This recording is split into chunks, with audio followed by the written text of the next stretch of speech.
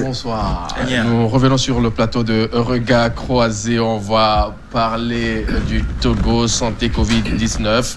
Le confinement total, pas encore à l'ordre du jour. On a vu d'autres pays qui se sont déjà prononcés sur le confinement. David Djawavi. Le Togo, c'est pas encore le mot qui est à l'ordre du jour. Il faut sensibiliser les gens. Il faut bien redéfinir les cordons sanitaires pour pouvoir éviter le pire. Oui. La contamination dans d'autres régions. Oui, il faut aussi rappeler nécessairement que le confinement n'est pas la solution idoine pour éviter le coronavirus dans un pays. Même si les cas de certains pays ont prouvé que ça a participé à freiner un tout petit peu, ce n'est pas encore la solution idoine. Donc, le confinement qui n'est pas encore actif au Togo, ce n'est pas encore une urgence, puisqu'il faut voir aussi la capacité du Togo à faire face à un confinement. Ne décrète pas un confinement total tout pays qui veut le faire. Non, il y a des études qui sont faites, des études sociales, économiques, financières, etc. qui sont faites. Et derrière la prise de décision de faire confiner toute une population ou tout un État, tout un pays, il faut faire suivre par des mesures d'accompagnement, des mesures sociales. Ça a été fait, vous savez, quand la France a décidé de confiner tout le pays, le président Macron a pris des décisions, a pris des mesures pour accompagner cette décision-là. Et ça allège un peu le poids de la population. Pour le moment, chez nous, je pense que ce qui est plus urgent à faire, c'est d'investir de l'argent pour sortir des infrastructures sanitaires adéquates. C'est d'investir de l'argent pour mettre la population à l'abri. Et comment mettre la population à l'abri? C'est vrai que la sensibilisation, elle a déjà démarré un peu partout, mais derrière la sensibilisation, il faut aussi amener la population à comprendre sa part de responsabilité à jouer dans ce combat-là. Donc aujourd'hui, la nécessité s'inscrit dans le désir de la population de sentir les autorités, de sentir les gouvernements, de sentir un peu leur sensibilité, de se pencher sur ce problème du coronavirus et penser d'abord à la population. C'est vrai, pour beaucoup de Togolais, le gouvernement ne fait pas encore beaucoup d'efforts. Ça se lit, ça se voit, ça se sent tous les jours. Pourquoi? Parce que les décisions qui doivent être prises pour ces Togolais ne sont pas encore prises, comparativement à certains pays. Je pense que pour le cas du Bénin, le président a dit « Nous n'avons pas les moyens pour confiner toute la population ». C'est une décision forte qu'il a prise. Et il est prêt à l'assumer. Je pense que pour le cas du Togo aussi, nous n'avons pas encore les moyens nécessaires, nous n'avons pas encore la puissance financière nécessaire pour demander le confinement total de la population. Vous savez qu'au Togo, en Afrique, en tout cas au Togo en particulier, toutes nos activités tournent autour des activités que nous faisons au quotidien.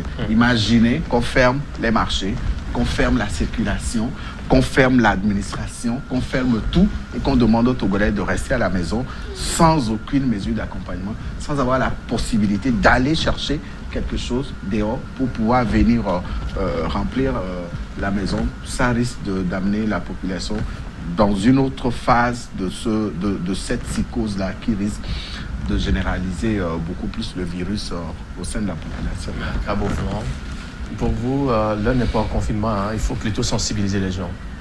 Non, il faut continuer la sensibilisation. Mais comme David le disait, je le disais aussi en première partie, c'est la sensibilisation et le confinement, il n'a pas encore été prouvé que le confinement est la solution miracle pour éviter. On a vu à Wuhan, en Chine, c'est le confinement qui a finalement sauvé la ville. Là, on a confiné les gens, on a fait des lois. À Wuhan, il y a eu une quarantaine sur la ville et pas sur la Chine entière, ce qui est différent du confinement.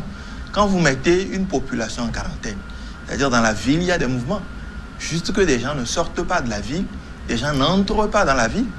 Et en Chine, il n'y a pas eu de confinement de toute la Chine. La Chine, c'est quand même plus de 1,3 milliard d'habitants aujourd'hui. C'est l'Europe qui a imaginé ou décrété le confinement. Et chaque pays européen, on l'a vu avec diverses mesures. En France, par exemple, au nom de la préservation de l'économie, beaucoup sont confinés, mais quand vous ne pouvez pas faire du télétravail, par exemple, vous avez la possibilité d'aller au boulot, vous avez la possibilité même de sortir pour faire du sport, ce qui n'est pas dans d'autres pays. Et donc, il y a chaque pays explore les voies et moyens pour juguler la crise en fonction de son histoire, de sa sociologie, de son anthropologie et de ses réalités quotidiennes. Et je pense que c'est le véritable problème qu'il y a chez nous. Je n'ai pas encore vu, je ne sais pas s'il y en a eu, de réunions pluridisciplinaires. Toutes les réunions qu'il y a eu au niveau aujourd'hui ont été faites avec le corps médical. Mais là, la crise au coronavirus dépasse le niveau sanitaire. On a vu le ministre Bahara qui a rencontré quand même certains chefs. Aujourd'hui, on a rencontré les chefs d'entreprise pour prendre un certain nombre de mesures. Mais il faudrait, à mon avis, d'abord mettre en place ou réunir un comité d'experts pluridisciplinaires, que ce soit des sociologues, des psychologues, des historiens, toutes les couches pratiquement, qui proposent des solutions scientifiques. Les anthropologues pour étudier quand même les populations s'ils sont vraiment aptes à... Justement, et donc, à mon avis, il faut mettre 2 niveaux de comité. Donc, un comité d'experts scientifiques, des gens qui analysent, qui sur les recherches antérieures, les recherches existantes, les recherches qu'on peut faire aujourd'hui très rapidement, proposent des mesures idoines. Et peut-être, quand on va dans nos histoires, on va peut-être se rendre compte que ce n'est pas le confinement la meilleure formule, mais on va en trouver d'autres. Il n'y a pas ce comité d'experts, mais il faut aussi un comité technique mis avec toutes les couches, que ce soit les syndicats, le patronat, et puis le patronat dans chaque secteur. Parce que si le confinement, par exemple, est possible, ça aura forcément des impacts sur le secteur des transports. Mais ce n'est pas le même impact que ça a sur le secteur des transports, que ça aura sur un secteur comme le BTP, par exemple, que ça aura sur un secteur comme, je ne sais pas quoi, le commerce général. Et donc, il faut étudier toutes ces mesures-là. Et moi, je pense que l'Afrique est pour le moment dans le copier-coller. On ne prend pas le temps d'écouter nos scientifiques. Parce que s'ils sont des scientifiques, c'est justement pour des situations comme aujourd'hui qu'on a besoin d'eux. On ne prend pas le temps d'écouter, et peut-être que parce que nos universitaires aussi sont assez timorés quand il s'agit des questions pertinentes d'ordre social, mais on n'entend pas leurs propositions. En Europe, les gens ont proposé le confinement, ce qui est adapté à leur mode de vie, à leur histoire d'Européens. Mais qu'est-ce qu'on propose chez nous ? Je pense, par exemple, dans notre pays, vous savez qu'il y a des agglomérations où vivent plus d'une quarantaine, une soixantaine de familles. Vous avez dans des villages même, il n'y a pas d'agglomération. Le confinement, c'est quand les gens vivent dans des maisons clôturées, 4 murs, que le confinement a un sens. Mais dans nos villages, où chacun a sa case au milieu, est-ce que le confinement est véritablement possible? Et c'est pour ça que je pense que ce sont des experts qui doivent décider de ça. Maintenant, le gouvernement va prendre des mesures. Et ce qui, moi, m'inquiète pour le moment, c'est qu'il y a un certain nombre de mesures qui sont prises par le gouvernement qui, pour le moment, ne sont accompagnées d'aucune mesure d'accompagnement. Parce que tant qu'on n'aura pas ces mesures d'accompagnement, les gens auront du mal à respecter les mesures à venir. La preuve, on a fermé, par exemple, le littoral, donc la plage. Donc tout ce qui est bar à la plage ne fonctionne plus. Tout ce qui est petit commerce qui se fait autour. Tous ceux qui vivent de ces activités sont de facto au chômage aujourd'hui. Qu'est-ce qui leur a été proposé? On peut peut-être penser que c'est des personnes marginales. Mais aujourd'hui, on a fermé les discothèques également. Les disques jockeys, les serveurs, les gérants de ces discothèques. Les gros bras. Quoi? Ils mangent quoi? Papa, ils deviennent quoi? Parce que j'entendais tout à l'heure quelqu'un dire sur votre antenne que la faim tue en 7 jours, le coronavirus en 14 jours. Mais pendant cette période où leurs activités sont fermées, on a par exemple bouclé certaines villes. Vous ne pouvez plus faire du transport urbain Lomé-Palimé, Lomé-Atakpamé, Lomé-Sokole par exemple. Mais ces chauffeurs-là et leurs familles, pendant cette période difficile où, quand vous prenez les mercuriales sur le marché, tout a augmenté de prix. Les prix sont passés du simple au double pour beaucoup de produits. Ils vivent de quoi? Parce qu'une chose, c'est vrai que la bonne volonté, c'est de restreindre, c'est de créer de la distanciation sociale pour que les gens ne puissent pas être attaqués par la maladie. Et puis, je ne sais pas si on va en parler pour chuter. Oui. C'est notre système sanitaire. Oui, on y reviendra dans un instant. David, une chose, on ne va pas confiner parce qu'il faut confiner, mais quand on voit les gens qui sont incapables d'appliquer à la lettre certaines règles de barrière qu'il faut appliquer pour ne pas attraper ce virus-là qui décime, les gens qui disent que ça ne vaut pas la peine, ça ne tue que le blanc, ou bien ça ne fait rien sous le soleil. Non, il faut faire très attention avec les incongruités qui ont été racontées dès le début de ce virus-là. Les gens éprouvent toujours de difficultés à mettre les masques, par exemple, au marché, quand on va, par exemple, manger, tout ça là. Oui, et vous savez la raison que ces personnes donnent. Elles disent qu'elles n'ont pas les moyens de s'acheter les bavettes.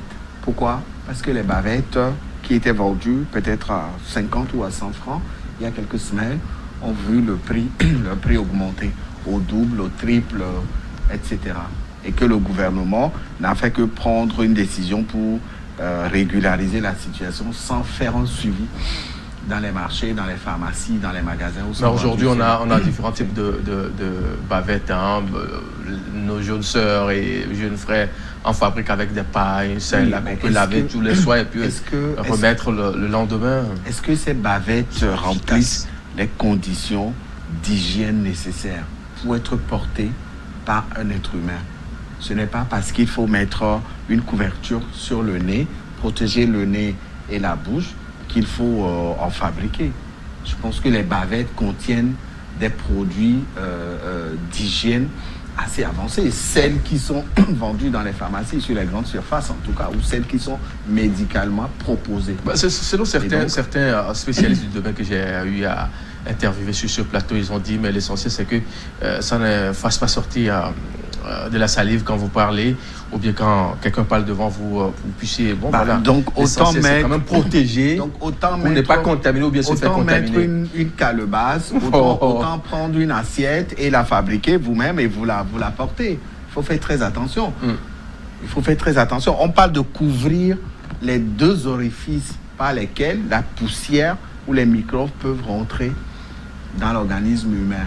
Et si vous mettez des pagnes ou des tissus en couverture toute une journée ou pendant des heures, je pense que vous vous exposez à d'autres maladies. Moi, je parle d'exposition du corps humain à d'autres maladies. Pourquoi on s'est retrouvé avec la fabrication des bavettes faites par des couturières? Ce n'est pas seulement au Togo. Ce n'est pas seulement... Est-ce que vous en avez vu en France? Vous avez déjà vu des images de bavettes faites dans le tissu, dans le pagne, le tissu est porté par des Européens ou des Américains. Non, c'est ce qu'on appelle le système D ici.